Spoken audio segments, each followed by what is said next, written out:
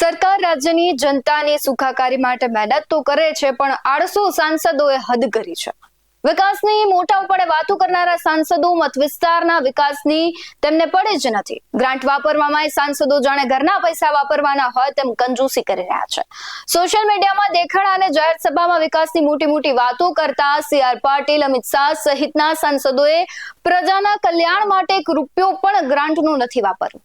સાંસદોની pole ખોલતો એક report સામે આવ્યું છે, જેમાં કોંગ્રેસ અને ભાજપ બંનેના સાંસદોનું લિસ્ટ જાહેર થયું છે.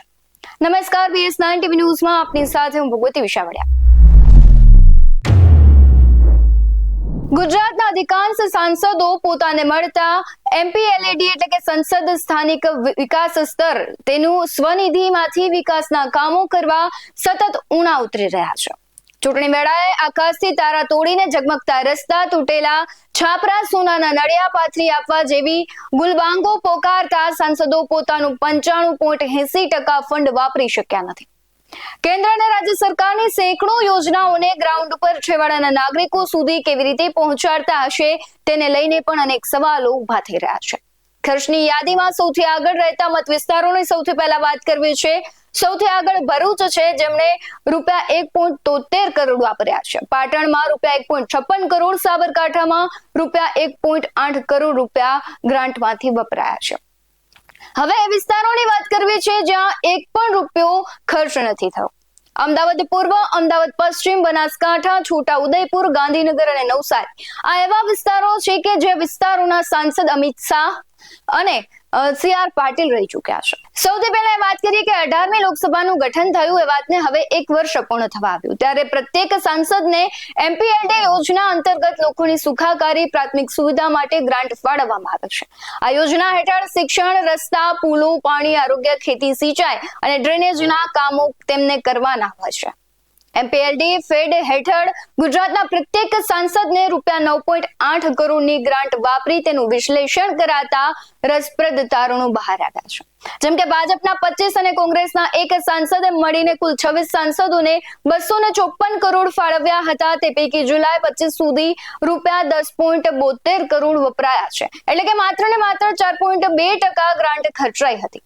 ભરૂચમાં ₹1.73 કરોડ, પાટણમાં ₹1.56 કરોડ અને સાબરકાંઠામાં ₹1.8 કરોડનો ખર્ચ કરવામાં આવ્યો હતો. અમરેલી, ભરૂચ, ભાવનગર, બારડોલી અને આણંદમાં થોડીક ગ્રાન્ટ વપરાય છે. બાકીના મત વિસ્તારોમાં કામ થયા જ નથી એવું કહીએ તો કંઈ ખોટું નથી. કેન્દ્રીય મંત્રી નીમુબેન બાંભણિયા મત વિસ્તારમાં માત્ર તેમણે 9 કામો જ કરી શક્યા છે. વિવિધ કામો માટે સંસદ સભ્યો ભલામણો કરતા હોય છે, ત્યારે 26 સંસદોએ કુલ મળીને 3823 ભલામણો કરી, પણ માત્ર ને માત્ર 93 જ કામ થઈ શક્યા. આનો અર્થ એ છે કે સાંસદોને ભલામણો પણ કાગળ પર જ તેમની રહી ગઈ છે. ગુજરાતના 26 સાંસદોએ છેલ્લા 1 વર્ષમાં કરેલા કાર્યો અને તેમાં થયેલા ખર્ચને લઈને બજેટ અંગેનું રિપોર્ટ સામે આવ્યું છે, જેમાં પ્રજાના હિતમાં અને પોતાના વિસ્તારના વિકાસના બજેટમાંથી ફક્ત 26 સાંસદોએ 1 વર્ષમાં ફક્ત 4.2% જ ફંડનો ઉપયોગ કર્યો છે અને 95.8% ફંડ વાપરી ન શક્યા હોવાનું સામે આવ્યું છે. પ્રજાલક્ષી કામો પાછળ ગ્રાન્ટ વાપરવામાં કોંગ્રેસ અને ભાજપના બંનેના સાંસદો સરખા થઈને કામ કરી રહ્યા છે. તેમણે કશું કામ નથી કર્યું તેવું કહીએ તો કંઈ ખોટું નથી, કારણ કે જે પ્રમાણે આખો રિપોર્ટ સામે આવ્યું છે તેમાં સાંસદોની આળસ છે અને ચીકણા મેણા તે કરે છે. સરકારના પૈસે કરવું છે તેમ છતાં પણ તે કરી નથી શક્યા. અને આમાં કેન્દ્રીય મંત્રી CR પાટીલ, ગેનીબેન ઠાકોર, હસમુખ પટેલ, દિનેશ મકવાણા, જસુ રાઠવાએ ફેડમાંથી 1 રૂપિયો વાપર્યો નથી. માત્ર ને માત્ર ભલામણો કરી, પણ આ યોજના હેઠળ મત વિસ્તારોમાં એક કામ સુદ્ધા થયું નથી. એસોસિએશન ફોર ડેમોક્રેટિક રિફોર્મ્સ એટલે કે ADR દ્વારા member of parliament local area development scheme MPLADS ના વપરાયેલા ફંડને લઈને જાહેર કરાયેલા રિપોર્ટ મુજબ ગુજરાતના સાંસદોના કુલ ₹254.8 કરોડ જે ફંડ આપવામાં આવે છે, ફંડમાંથી ખાલી ₹10.72 કરોડ જ ખર્ચ થયા છે. હવે આ રિપોર્ટને જોઈને આપણે કોંગ્રેસને પણ શું કહી શકીએ, કારણ કે તેમના તો એક જ સાંસદ છે, પરંતુ જે સત્તા પક્ષના આટલા સાંસદો છે તેમાંથી જે દિગ્ગજ નેતાઓ છે તેમણે પણ કામ નથી કર્યું. આમ તો ભાજપ વિકાસની રાજનીતિ કરે છે તો વિકાસ તો થતો નથી, તે આ રિપોર્ટમાં સામે આવ્યું છે. હવે સવાલ એ છે કે જો સી આર પાટીલ જે કેન્દ્રીય જળશક્તિ મંત્રી અને પ્રદેશ ભાજપ અધ્યક્ષ તથા અમિત શાહે એક રૂપિયો વાપર્યો નથી તો બીજાને શું કહેવું? આ મુદ્દે તમારું શું કહેવું છે કમેન્ટ બોક્સમાં જરૂરથી જણાવજો.